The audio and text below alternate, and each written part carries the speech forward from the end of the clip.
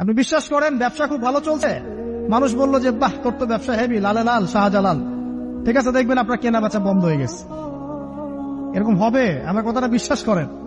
এটা কিন্তু সায়েন্স প্রমাণ করতে পারবে না, আল্লাহ এবং তার রাসূল বলেছেন, তার উপরে কোনো সত্য নেই। আছে সূরা কাহফ 29 নম্বর আয়াত পড়ে দেখেন, আল্লাহ পাক বলছেন ওয়াকুলিল হাক্কু মির রাব্বিকুম, সত্য সেটাই যা তোমার রবের পক্ষ থেকে আসে।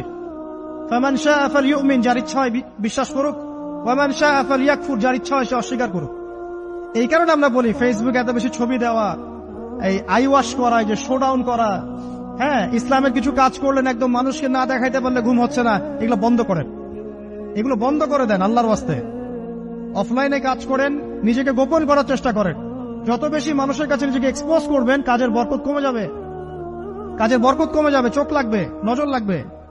এবং চোখ লাগা বদ নজরে বহু আলেম আস্তে আস্তে মাঠ থেকে মাইনাস হয়ে গেছে না, যায় নাই? এখন কি আলেমদের সংখ্যা বেশি না কম? যত দিন যাবে আলেমের সংখ্যা আরো কমে যাবে।